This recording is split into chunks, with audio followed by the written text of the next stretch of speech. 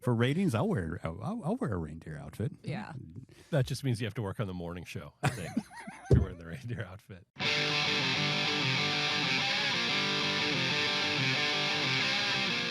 I'm Arizona Family political editor Dennis Welch.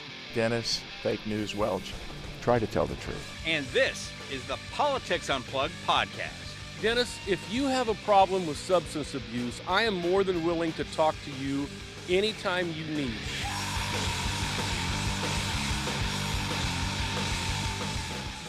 And welcome back to another edition of the Politics Unplugged podcast. And today, joined by Arizona Republic reporter Stacey Barchenger. And the reason Stacey is here today, she's dug up some more good stuff on governor's relationship. Was it a Sunshine Homes? Sunshine Residential. Sunshine Residential.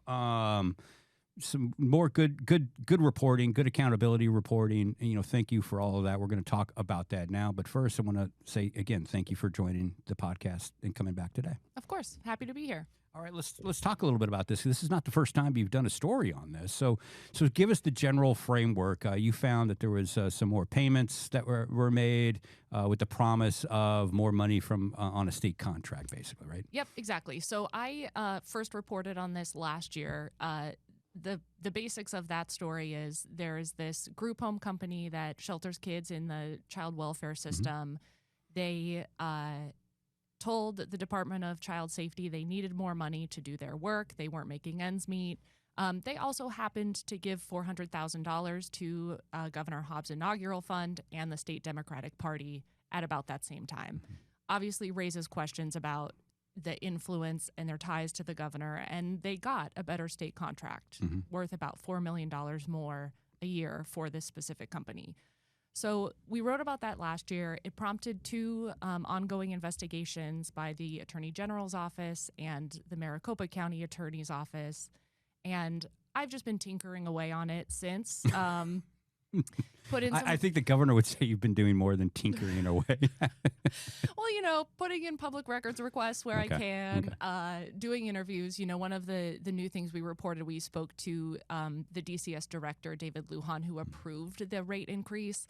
And he was really fascinating, stuck by the decision, would do it again. But he talked about how uncomfortable it is to lead a state agency when your boss, the governor, is making money, or not making money, is benefiting from donations from state contractors.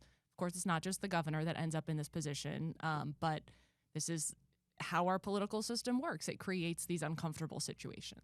Well, it's interesting, too, because, the way you could frame this, too, because I thought the state was nearly broke.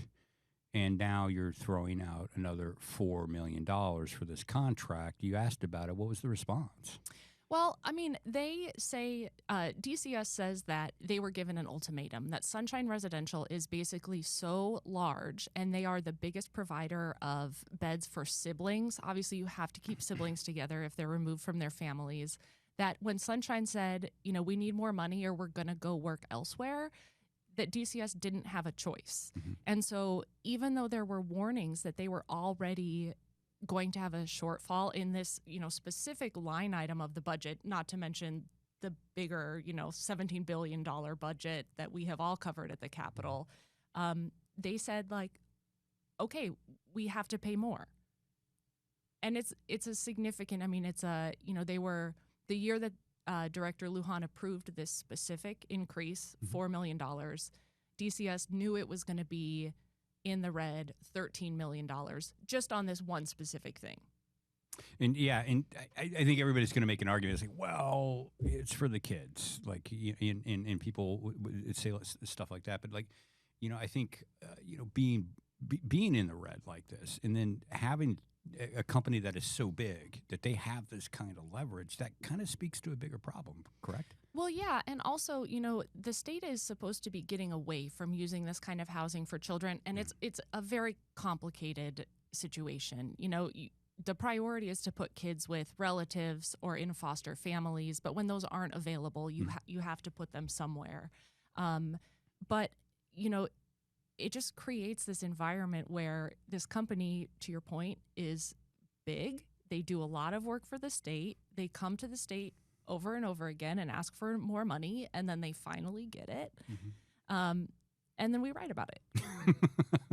And it's great reading. But like, I mean, is there any plans now to like change? You just said they want to change this kind of housing, but is there any plan to maybe like diversify contractors so somebody doesn't get like this powerful? I mean, lack of a better term, it's really ballsy for a contractor to just go like, hey, pay us $4 million or we're leaving. I mean, that's pretty brazen. Yeah. I have not heard anything from DCS that they are looking to change sort of that makeup of the situation. I mean, honestly, I'm not sure what they can do, right? These are private companies that they contract with.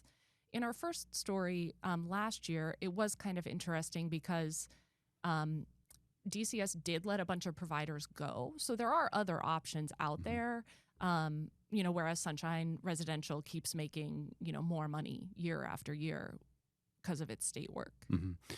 What would you say to? I mean, maybe there's an idea out there of this. It's like gee, Stacey, like you write about her giving this company $4 million, but if they don't and they leave, then you're writing about how all these children are getting hurt. What do you say to that? I mean, that's a story that we would write. That's exactly. that's the job. I think that covering access and money in politics is probably the most important thing that we can be doing, especially as we come into the election year. And so if Sunshine was to leave and that were to put DCS in a position where they can't, place kids in homes, then we would obviously write about that too. Yeah, and let's talk a little bit about the fallout. We've already seen within just in 24, 48 hours, your story coming out, we've seen Republicans in the legislature. They're launching its own investigation. And basically, in addition to the two investigations that that are already ongoing that prompted after your initial reporting, now you've got Republicans in the legislature. What are they saying about this, and how do they guard against the accusation of you're just playing politics heading into a midterm election? Yeah, I mean, I haven't gotten a response from House Speaker Steve Montenegro on that specific point. Obviously this is something that has been out in the public sphere for over a year, and this new investigation that they launched will keep it in the public sphere into the election year. So certainly that's, in fairness, we have to note that. The other sort of response that I think is interesting is Governor Hobbs herself now says that she would support a policy package to add more transparency to this issue. And this is notable because last year she vetoed a bill that Senator TJ Shope put forward that would have required contractors when they bid on state work to disclose if they're giving money to politicians. And she vetoed it based on some other provisions in it. Now she says it would have made the problem worse, and she's working on something, but she hasn't detailed what that is. So maybe we can come back in January and talk about it then. If nothing else, is like this governor is like very reactionary. I mean, I look at the what is it? The Mexican food bill, the burrito bill, the tamale bill. The tamale bill. Yeah. I look at the burrito bill. Just distinction without a difference. I don't know. They're totally different foods. Oh yeah. Look, you got the tamale bill. You got it was the China bill last session. And now she's reacting to this like, well, we can come back and revisit this. I mean, if nothing else, she's very reactionary. Well, or I would contend she's very much on the ballot. Think about the bill. We have called it the Pornhub bill, right? Requiring ID. That too, yeah. Vetoed it one year, signed it this year. She's going to have one of the toughest re-elections in the country. Arizona is so divided and swingy, and I would say that these are decisions with that in mind. Yeah, and I think she's got a pretty heavy lift for an incumbent coming in, more so than a normal incumbency. But we'll talk about that here in just a second. Just want to wrap up with your reporting on that. I believe we caught up with the governor this morning. We tape on Fridays, and I think we asked the governor about the House jumping into this. Oh, great. And I believe she said something to the effect of they're just playing politics.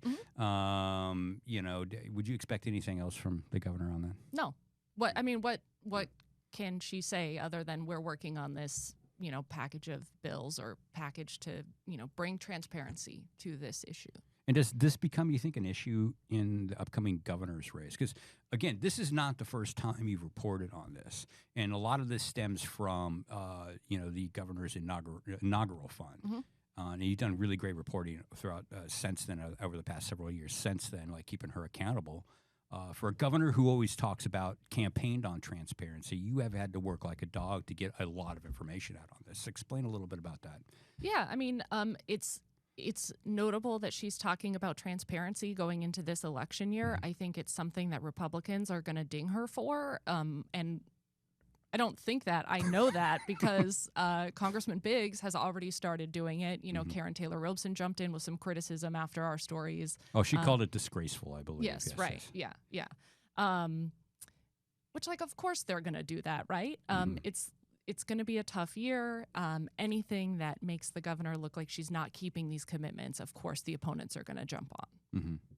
And let's talk a little bit then, and transition into the governor's race. First of all, what are you hearing about the governor's campaign so far? I mean, I can share what I've been hearing.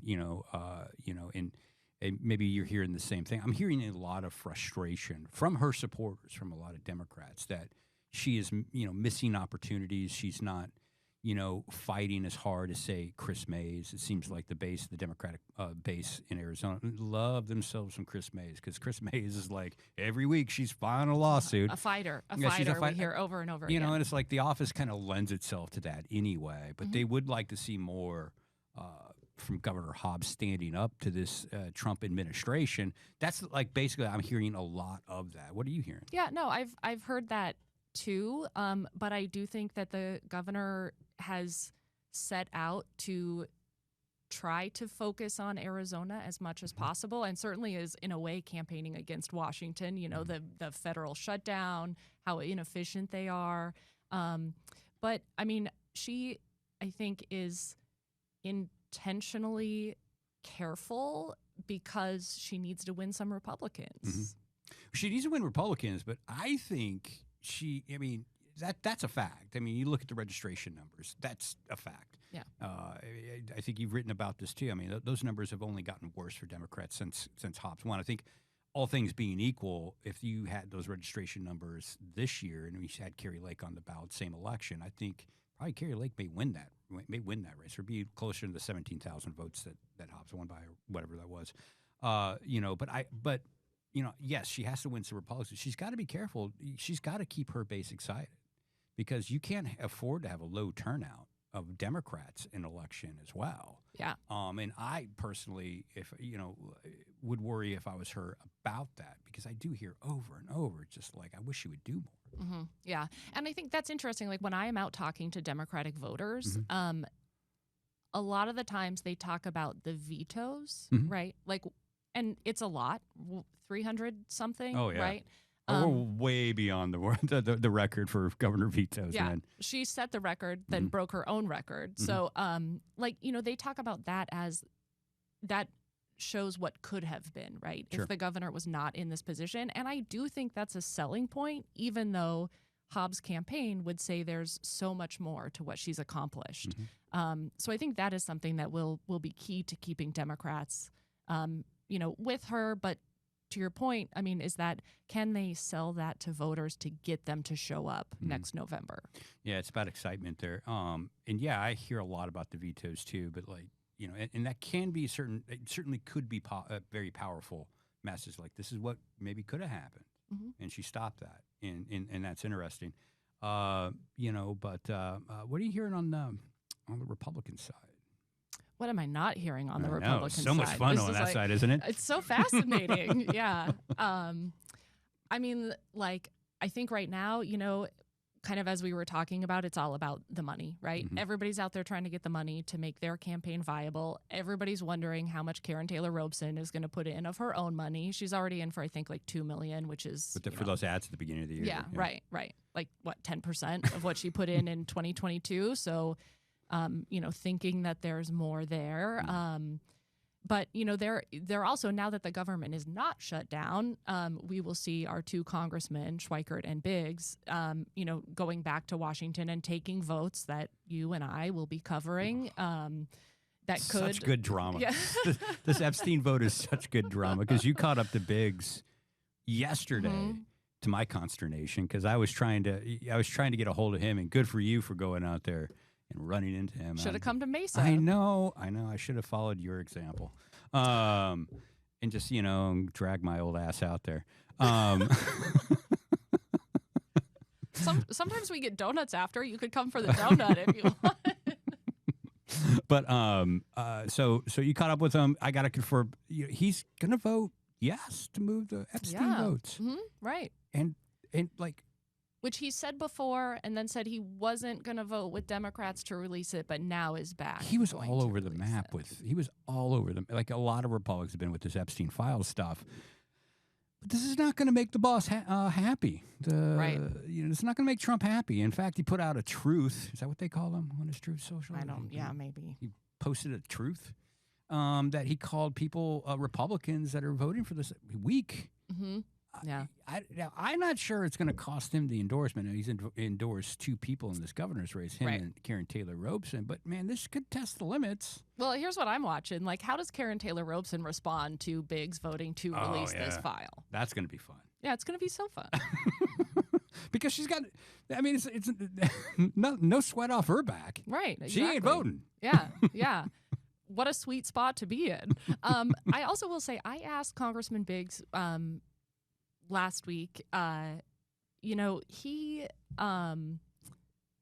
have been these stories about like the Trump administration pressuring Republicans to not vote to release this file. So I asked him about that because he says all the time, he's got Trump's phone number and he's talking to him every week. Huh? So I asked, well, have you heard from him on this? And he says, no, they've never talked about the file. That's interesting. Yeah. That's interesting, Mr. Biggs.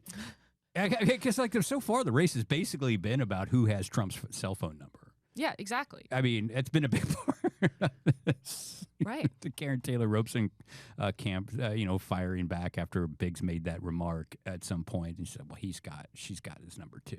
Yeah, right. Like, oh, boy. But that just tells you how important and how big the Trump endorsement is in Republican primaries. We've seen it here. We've seen it across the country. He's not going to be happy with this vote. But, man, I'm telling you, it's going to be fascinating to watch all this. And then you got David Schweikert, another gubernatorial candidate in Congress is going to be making that vote. And, he's been really quiet. I've reached out to his camp, and I haven't heard back on how he's planning to vote on this one either. Yeah, that'll be a surprise. Yeah, I would imagine he sticks with whatever the House Speaker does because he's kind of made a career out of doing this. Mm-hmm. I would be surprised if he went against the Speaker on this one. Yeah, right. We'll see. All right. So we did get a new poll out from Emerson today, which is kind of interesting. Mm-hmm. We were talking beforehand, like a poll a year out. What do you? Some caveats on that. What can we really take away from things like this? So for our viewers, or listeners, like, what can you take away from a poll like this? I mean, it's a legit poll, Emerson College and whatnot. When you're a year out, what should you be looking for? What can you take away from a poll? Well, I mean, it's obviously some caveats. Polls are always just sort of like snapshots in time, so like this can all totally change in the next year. But I mean, this poll is like pretty good for Andy Biggs, right? Mm-hmm. It shows in a Republican primary he is dominating. Certainly, still lots of people are undecided, so there's room to make up that gap for the other candidates. I was kind of surprised, what it means for Hobbs. She is an incumbent in a midterm. We just saw Democrats do really well earlier this month in other states that have off-year elections. So you would think that she would be feeling really good, but I'm not super sure that this poll really like backs that up. No. Again, a year out. She's got a slightly higher disapproval rating. It's all within the margin of error, which I think just like goes to show what we know, which is this race is probably going to be really, really close. Mm-hmm. Yeah, it's not surprising. I mean, the approval rating, I was more interested in that than some of the horse race stuff because that's going to change a lot. It's just interesting that after 3 years, the governor's approval, disapproval is basically 40-40 at this point, 20% undecided. Yeah. And I don't know in 2025 going into 26, is that good? Is that bad? Because I feel like the past couple of years, and particular election cycles, is like what you thought you knew about politics and some of that stuff is just kind of out the window these days. It's so different. Mm-hmm. Yeah, I think the governor's campaign would say that these numbers show they need to do more messaging about what her accomplishments have been, right? Like lots of people are talking about the vetoes, but I would, with that 20% who are kind of neutral, like how do you convince them that their lives have gotten better in the last 3 years and that's because of the governor? And if they're Democrats, that they should show up. And so much with these governor's races, these midterms are going to be determined by things that are completely out of these candidates' hands. Yeah, right.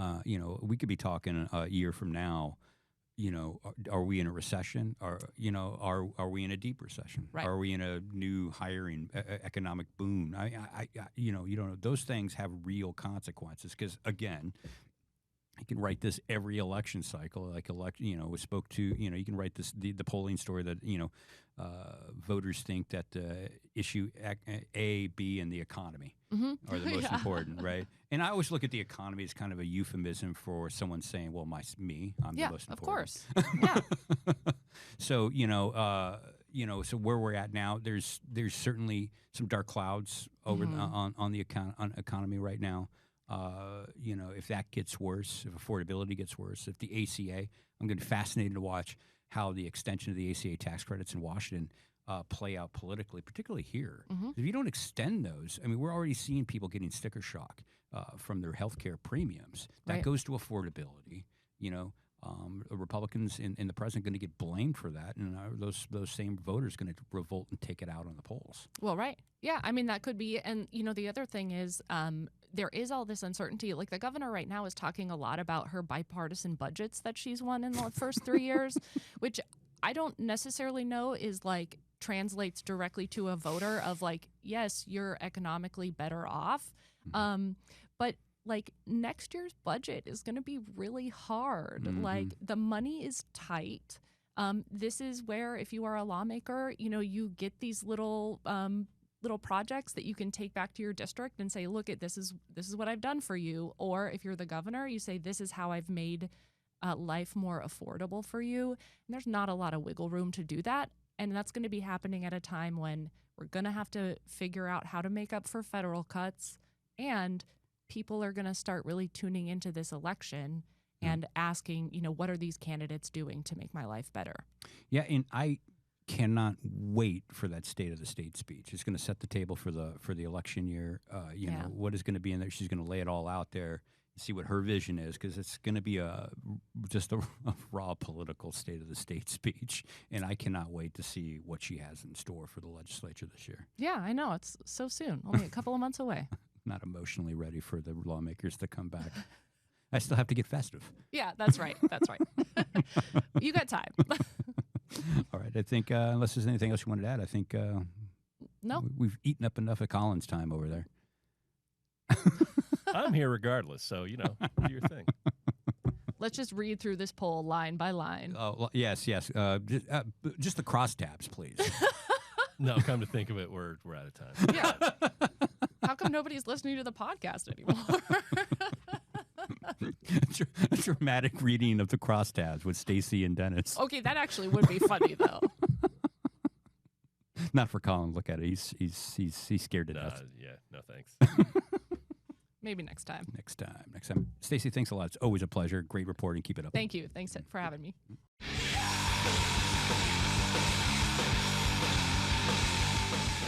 Welcome back to the second half of the Politics Unplugged podcast. If I could just speak and get through that properly. As always, joined by Colin Stanton. Colin, how the hell are you? I'm good. How are you doing? I'm okay, man. Another long week. A lot happened this week, man. I tell you, our newest congresswoman's finally sworn in. Finally. They reopened the government. Yeah. Mike Johnson's done with his 7-week own goal there of delaying that. Trying to keep Epstein top of mind for everyone, apparently. Yeah, the drama around this is just amazing. And I don't want to make light of it because, the Epstein stuff, the case, there are lots of real victims with real pain. It's a horrible story. It's a really horrible It is a horrible story. The politics around it's different. It's interesting. You were watching some of this this week. What was your big takeaway? It's just interesting to see where this goes. And, I mean, the indications are Trump's not going to come out of this looking great. No. And do Republicans still care when that's the case? Mm-hmm. I don't know. He's skated on virtually everything else. Is this where people are going to draw the line in the sand? Because the Epstein files, that's been a big deal with MAGA for years now, despite Trump's hasty decision that it was all a Democratic hoax. Yeah, I mean that's the question. You know, people are asking: does he remain Teflon or does he turn Velcro at this point, particularly on this issue? Yeah, there's enough there. I mean, you can go back, before Trump was in politics, and there are quotes out there that are, eyebrow raising about his great friendship with Epstein and how they have a lot in common, and how Epstein really loves the young girls. Yeah, I mean I think that was 2011. Well, I mean, we saw a lot on this front. Not only, did Atalita Grahal, I mean, if you're listening this deep into the podcast, I'm sure you already know she was the deciding signature, the 218 signature to force a discharge petition, which forces a bill to vote on the release of the Epstein files. It votes as a vote on the floor. So obviously they're aware of that, and that it's in itself has been traumatic. But we also saw the release of 30,000, 20,000 more documents. Yeah, a lot of emails that are separate from what apparently the DOJ has. Yeah, these have been released, and some of those have been pretty eye opening as well. They have, yeah. Yeah, I mean the Democrats are releasing stuff that say, email that said Trump knew about the girls. I think that was an Epstein email. Yep. Trump spending a lot of time alone with one of the victims. A lot of the stuff contradicts what he'd been saying, but then again, it doesn't seem like the White House or Trump can keep the story straight when it comes to the Epstein narrative. No, his latest is the claim that it's all a hoax. None of this. It's a Democratic hoax. It's entirely a Democratic hoax. Don't believe any of it. If you're Republican and you believe that anything happened, you're weak. And also, he wants the DOJ to investigate the Democrats because he knows the Democrats were hanging out with Epstein on the island, which apparently is not a hoax. Then there is a lot of Democrats, though, too. I mean, yeah, and to your point too. When it comes to the Democrats in this list, that's not a hoax, but his name, that's a hoax. Yeah. The whole thing is a hoax unless there are Democrats involved, and then it's not a hoax, but it's only not a hoax for them. Yeah, and to be honest with you, a lot of Democrats I talked to over the years, I mean, not one single tear would be shed for Bill Clinton if he was taken down in this. Any sort of warning that this will take down Democrats too. I don't think that's a care in the world. Nope. And it shouldn't be. It shouldn't be broken down by parties. I mean, if whoever's in that list, if you're in that list and you did something wrong, that's on you, man. Yeah. I mean, crimes against children is so reprehensible. Yes. I mean, unless you take the view of Megyn Kelly, apparently. But sorry to bypass. For those who missed it, Megyn Kelly went on her show and said, "Can we stop calling Epstein a pedophile? Because I mean, they're 15. It's not like we're talking young kids." Which I don't think is an approach that's going to stick. If anyone else on the right tries that particular line of argument, I don't think you're going to find a lot of traction there. Yeah, and to put some of the victim and some of this in context, right? A few years ago, I was covering a story on they wanted to. Victims of child abuse had to sue their abusers within a certain window of time. Yeah. And after that window, you could not sue them in civil court and all this other stuff, right? And that hurt, and that sucked for a lot of the victims because sometimes you really don't realize what was happening to your older. Yeah. It was, this was a bill that was fought hard against by people behind the scenes, the normal suspects. Don't have to go through some of this. But I remember talking and interviewing to a man in his 70s during I was down there lobbying for this bill. And he laid out some of the problems and issues he's had in his life. And this is a 70-year-old man, like a plus-year-old man, like in tears. Yeah. For something that happened to him when he was like 10, 12 years old. Yeah. You know, and like that's what you're talking about with some of this stuff. So, you know, Megyn Kelly, kiss my fucking ass. Yeah. You know, those are real crimes against real people that have such long-lasting, long-term effects. Yeah. And does so much damage to a human being. I mean, hell, I mean, one of the Epstein victims is one of the most well-known ones. Committed suicide. Yeah, recently. she died by suicide, I think, about a year ago. I mean, these are, you know, I didn't want to go into this dark place, but like these are dark crimes. Yeah, no, that have had, you know, decades-long impact on people. You know, and so anybody on that list who did that, like, go to hell. Yeah. I mean that, and it shouldn't be a party banner, let's take side my team versus your team thing. It's like, no, anyone who's in there and has committed these crimes needs to go. Yeah. Don't care what party. Yeah. You know, if it's Clinton, it's Clinton. I think most people would be surprised if he's not on the list. But I remember, like, during that bill that opened up the civil lawsuit window, one of the arguments against it, people who were fighting against that bill would argue, it's like, this is just going to make lawyers rich. I'm like, great. I hope they get really fucking rich suing the hell out of these bastards. Yeah, that's fine. That's fine by me. Yeah. Yeah. That's where I'm at with any of that. So I don't know, and it's strange, you know, because this was something that I mean, Trump used to campaign on this. Yeah. Yeah. No, it didn't become a hoax until the last few months. Yeah. I mean, you know, he's tweeted about it endlessly. His kids have tweeted about it endlessly.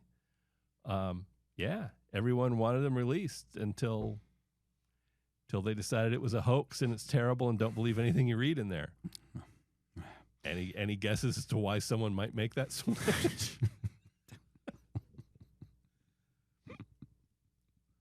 I'm not making any assumptions on that. No. Let's make some assumptions. Let's make some. Let's talk a little bit about how this could affect Arizona. You know, Andy Biggs has said. You know, Andy Biggs, who is one of the biggest supporters that you'll ever find of Donald Trump. Yeah. I mean, this guy, as MAGA as it gets, says though he's next week when the vote pops up, he's going to vote to release the Epstein files. Yeah.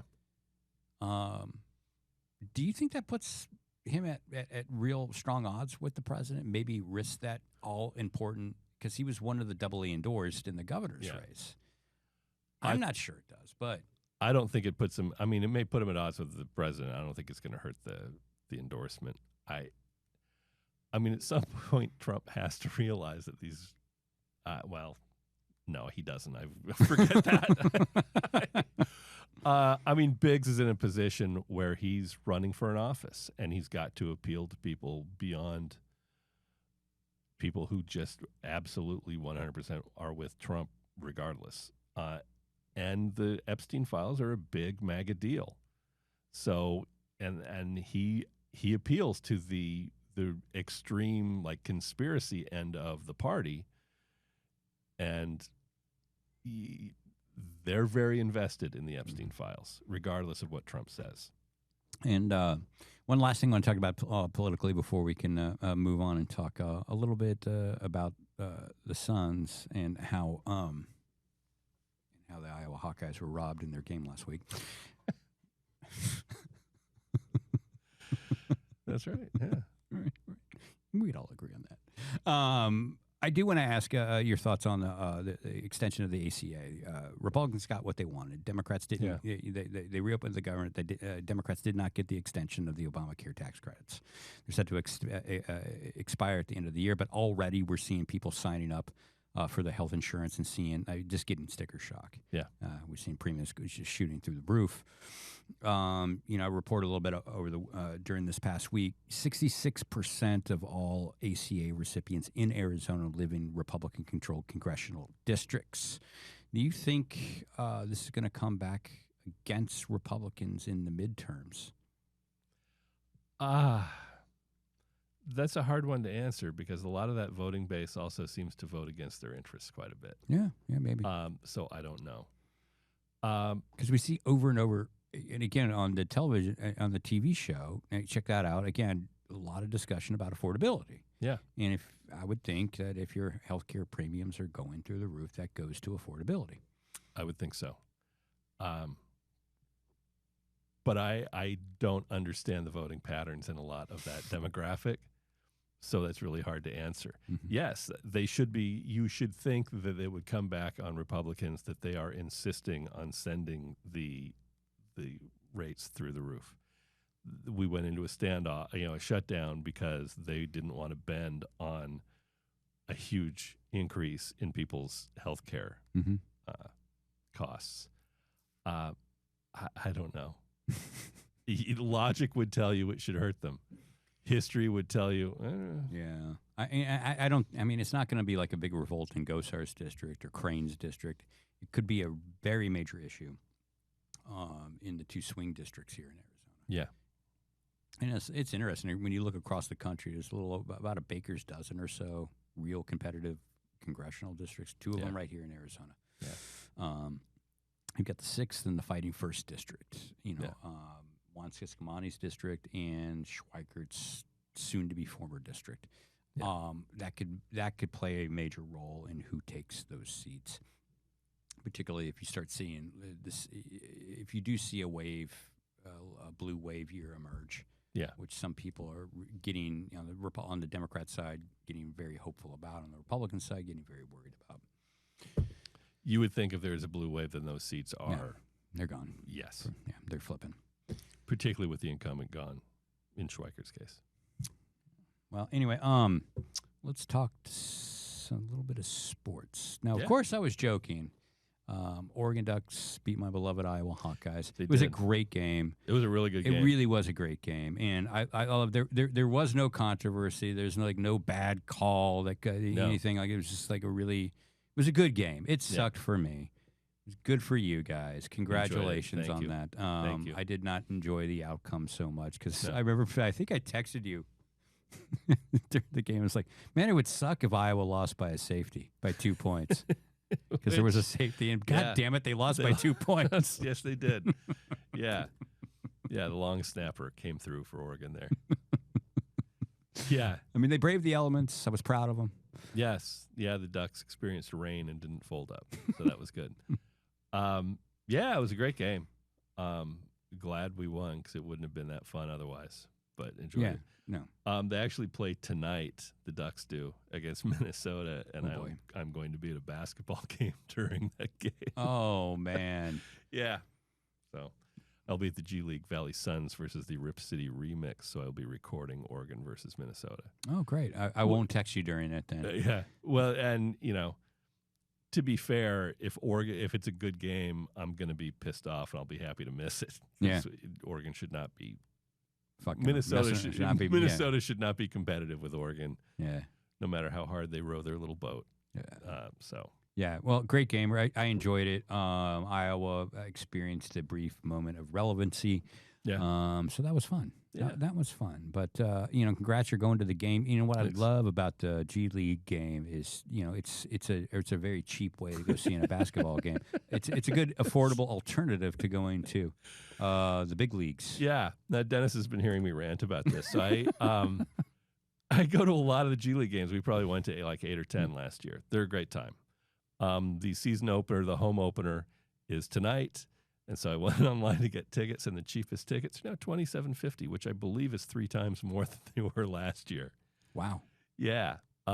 So 4 of us going with parking, that's $150.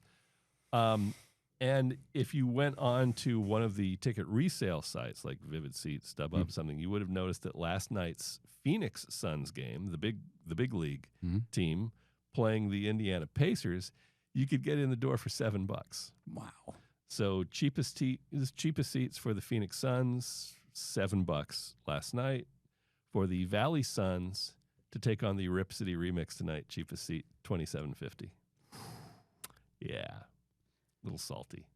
Yeah, The games are great. They're a lot of fun. Don't know that I'm doing 8 to 10 this year if the prices hold out. Suns, though, looked good so far this year. do. Exceeded my expectations. Yes. And again, like they just really just destroyed. Was it like 31 points they won? Yeah, 30 it points was against the Pacers last night. And The they're- Pacers are horrible. and they're god awful. But That's how you- still, so you should beat them handily, and they did. Yeah. You know, with caveats, the Suns have only have one win against a team that's above 500. They're playing bad teams, but they're whooping the bad teams. Yeah. And generally, they're a lot more entertaining to watch than they used to be. It is a lot more fun to watch than last year. There's Yeah. a lot of hustle. I love Dylan Brooks, and now that he's on our team, Yeah. love that guy. His whole act is a lot funnier when he's wearing a Suns jersey. Oh yeah. The agitating the best player on the other team and seeing if he can get him to take a swing at him. Yeah, it's great. It's a lot funnier now that he's not with Houston anymore. Oh yeah, so much fun. Yeah.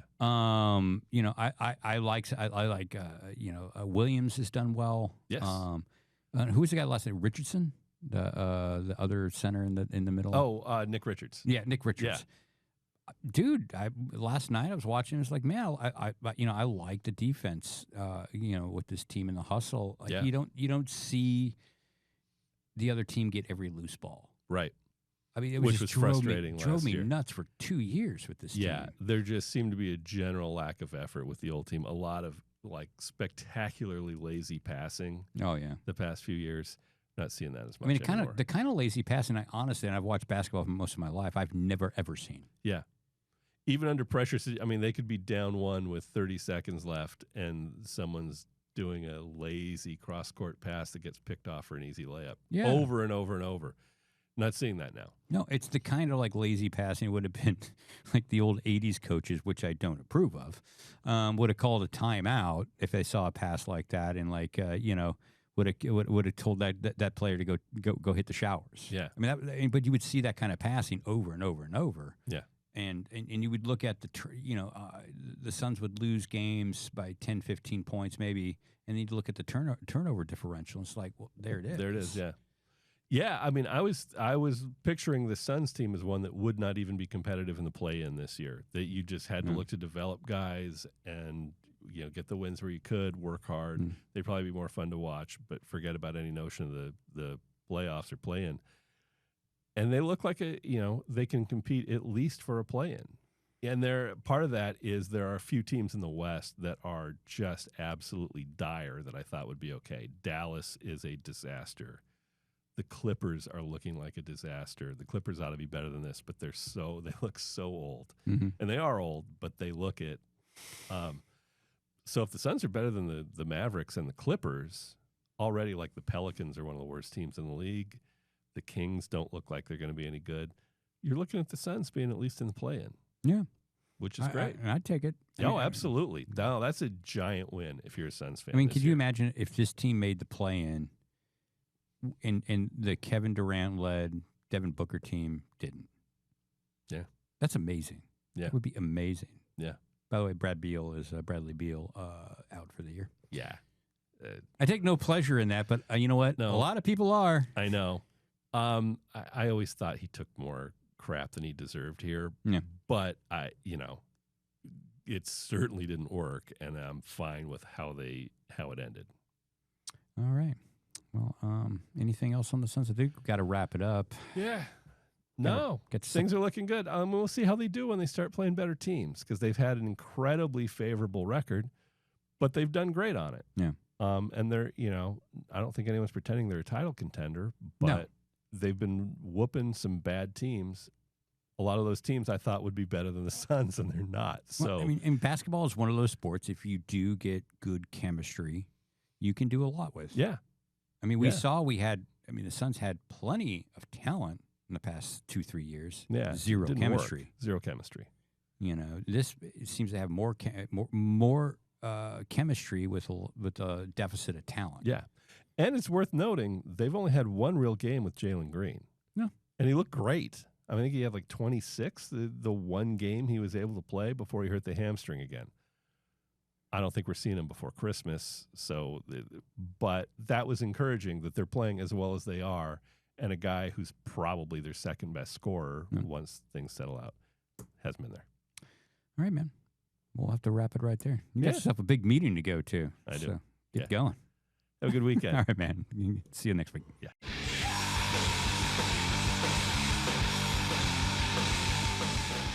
Thanks for listening. You can subscribe on YouTube, Spotify, Apple, the Google Store, or anywhere else you get your podcasts. See you next time.